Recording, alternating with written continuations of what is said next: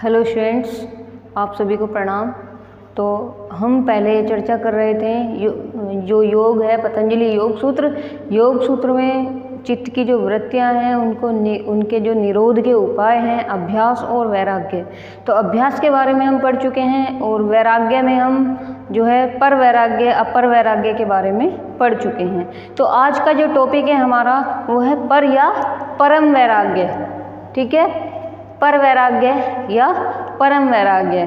तो जब हमने अपर वैराग्य में पढ़ा था कि जो हमारी वैराग्य की चार अवस्थाएं हैं, यतमान, व्यतिरेक, एक इंद्रिय और वशीकार, कि जब ये स्थिति हमें प्राप्त हो जाती है, जब इन स्थितियों में जो है योग साधक आ जाता है तो उसे विवेक ख्याति प्राप्त हो जाती है। उसकी जो चित्त की जो अवस्था होती है वो विवेक ख्याति वाली हो जाती है।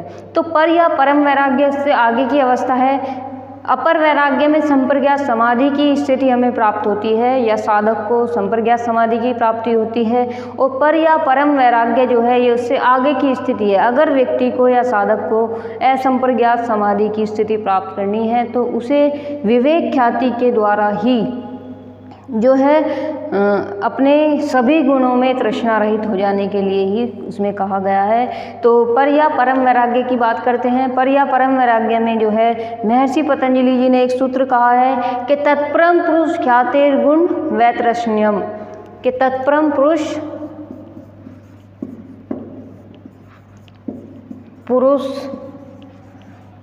ख्यातेर गुण, ठीक है, ख्याते गुण वैतृष्ण्यम, तृष्णम।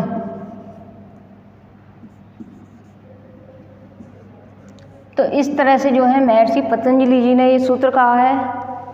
पहले पाद के छठे सूत्र में उन्होंने ये चीज़ कही है, 16वें सूत्र में। ठीक है, तो इसका अर्थ ये है कि विवेक ख्याति जो हमने अपर वैराग्य में जो है विवेक ख्याति जो हमारे चित्त के अपर वैराग्य में ख्याति हुई थी विवेक ख्याति, तो विवेक ख्याति द्वारा गुणों से तृष्णा रहित हो जाना पर या परम वैराग्य कहलाता है। अर्थात पुरुष के वास्तविक ज्ञान या वास्तविक स्वरूप का ज्ञान हो जाने पर जो प्रकृति के गुणों में भी तृष्णा का अभाव हो जाता है वही जो है आपका पर या परम वैराग्य कहलाता है। तो इसको हम सिंपली ऐसे कर लेते हैं, अर्थात इसका तत्परम पुरुष ख्याते गुण वैतृष्ण्यम, अर्थात विवेक ख्याति द्वारा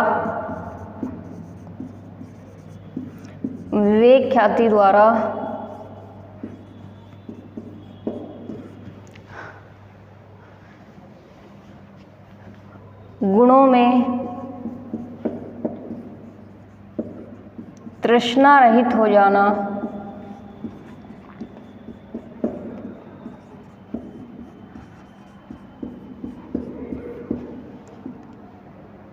पर वैराग्य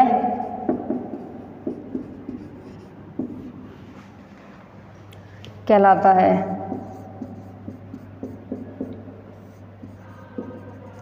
ठीक है, विवेक ख्याति द्वारा गुणों में जो तृष्णा हमारी आ जाती है, मतलब कि तृष्णा का मतलब ये है, इसमें जो है इस अध्याय में जो है तृष्णा के बारे में बहुत ज़्यादा कहा गया है। तृष्णा का अर्थ है कि विषयों से चित्त का हट जाना, चित्त का जो है अपना एक स्वरूप में स्थित हो जाना। तो इसमें कहा गया है कि पुरुष के वास्तविक स्वरूप का ज्ञान हो जाने पर, कि पुरुष का जो वास्तविक स्वरूप है उसका ज्ञान हो जाने पर वो प्रकृति के जो गुण हैं उनमें तृष्णा का अभाव हो जाने से जो है पर वैराग्य की स्थिति प्राप्त हो जाती है। अब अपर वैराग्य जो है अपर वैराग्य दिव्य और अदिव्य विषयों में तृष्णा रहित हो जाता है। जब हमें अपर वैराग्य की स्थिति प्राप्त होती है तो वो प्रकृति के जो गुण होते हैं दिव्य और अदिव्य, उन दिव्य और अदिव्य गुणों में अपने आप को तृष्णा रहित बनाता है। लेकिन पर वैराग्य में क्या होता है कि जहाँ तक गुणों का अधिकार है, जहाँ तक दिव्य और अदिव्य प्रकृति के गुणों का अधिकार है, उन सब में भी तृष्णा रहित हो जाना ही परम वैराग्य कहलाता है। तो पुरुष के वास्तविक स्वरूप के ज्ञान से या आत्मज्ञान होने से प्रकृति के सभी गुणों में तृष्णा रहित, तृष्णा का सर्वथा त्याग होना या तृष्णा का सर्वथा अभाव हो जाना ही जो है परम वैराग्य कहलाता। तो इसी में जो है ये कहा गया है कि पुरुष और प्रकृति के भेद का ज्ञान हो जाना, कि जितने भी इस प्रकृति के गुण हैं हमारे,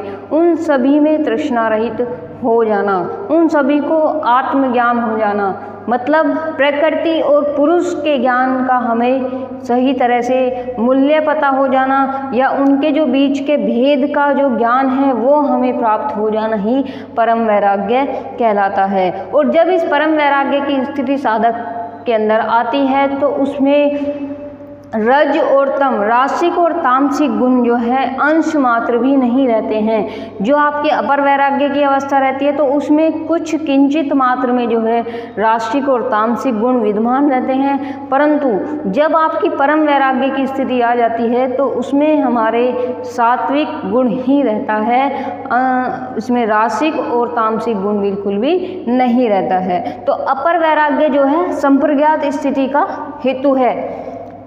जो अपर वैराग्य है हमारा, अपर वैराग्य हमारी संप्रज्ञात समाधि की हेतु कहलाई गई है।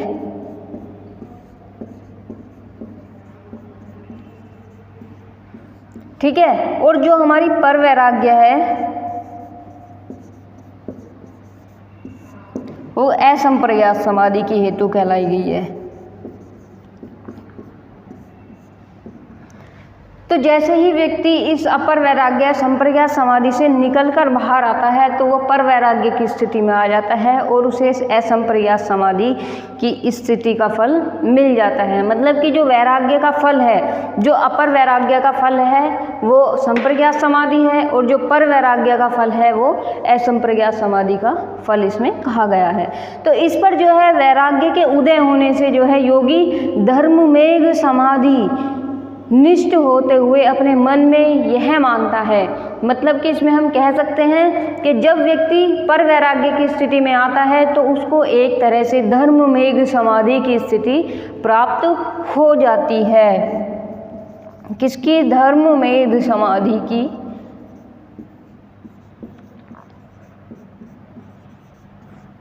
धर्ममेध समाधि की स्थिति हमें इसमें प्राप्त हो जाती है। तो जब व्यक्ति या साधक ये मानता है कि धर्ममेध स्थिति के उदय होने से जो है, जब उसके अंदर धर्म में समाधि की उदय होता है तो उदय होने से जो है योगी ये निष्ठ होते हुए भी, धर्म समाधि निष्ठ होते हुए भी जो है अपने मन में यह मानता है कि जो प्राप्त करने योग्य था वही सब प्राप्त कर लिया है, और जो कुछ भी नाश करने योग्य था, जो कि पंच क्लेश आपके नाश करने योग्य थे, वे सब नष्ट हो चुके हैं, और उस संसार का यह चक्र टूट चुका है। क्योंकि इसके टूटे बिना जो है मनुष्य बार बार जन्म और मृत्यु का भागीदारी बनता है, बार बार इस संसार में जन्म लेता रहता है। ठीक है। अर्थात जन्म और मृत्यु का जो ये चक्र है ये चलता रहता है। यह जो है परम वैराग्य ज्ञान की जो है पर वैराग्य ज्ञान की परम सीमा होती है। जब व्यक्ति को ये लगता है कि जो भी कुछ पाने योग्य था वो मैंने पा लिया है, और जो कुछ भी नष्ट करने योग्य था, जो भी आपके पंच क्लेश थे, वे सब नष्ट हो चुके हैं। और जब ये स्थिति व्यक्ति के अंदर आ जाती है तो उसे लगता है कि उसने जो है संसार के सभी चक्रों को पार कर लिया है। जो ये चक्र एक बना हुआ है आपका जन्म और मरण का, जो बंधन में आप बंधे हुए हैं, क्योंकि मनुष्य का कर्म ही है कि जो उसे जन्म और मरण के चक्कर में बांधता है, जो मन जन्म और मृत्यु के बंधन में उसे बांध के रखता है। जब तक इंसान है तब तक वो कर्म करता ही रहेगा, और कर्म करेगा तो वो जन्म और मृत्यु के बंधन में फंसा रहेगा।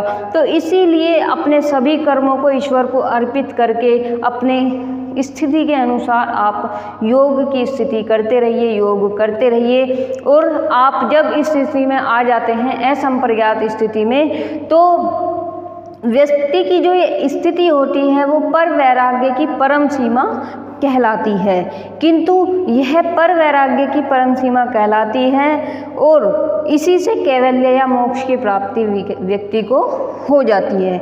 जिस साधक के मन में, इसमें एक और बात कही गई है कि जिस साधक के मन में तीव्र संवेग होता है, अर्थात साधना की गति जितनी तीव्र होती है उतना ही तीव्र उसका जो है वृत्ति निरोध होता है। अर्थात किसी व्यक्ति के अंदर जो है किसी भी वस्तु को पाने की इच्छा जो ज़्यादा रहती है तो उसको बहुत ही तीव्र गति से करता है और वो उसका जल्दी से समाप्त हो भी जाता है। तो इसीलिए योग में भी कहा गया है, पतंजलि योग सूत्र में कहा गया है कि जो साधक, जिस साधक के मन में तीव्र संवेग की भावना होती है और जिसकी साधना तीव्र गति से होती चली जाती है, उसकी सभी वृत्तियों का निरोध भी तीव्र गति से होता है और उतने ही शीघ्र उसे असंप्रज्ञात या निर्बीज समाधि की प्राप्ति हो जाती है। तो इसमें एक सूत्र कहा गया है, पहले पाद का 21वां जो सूत्र कहा गया है कि तीव्र संवेगा नाम आसनम, कि तीव्र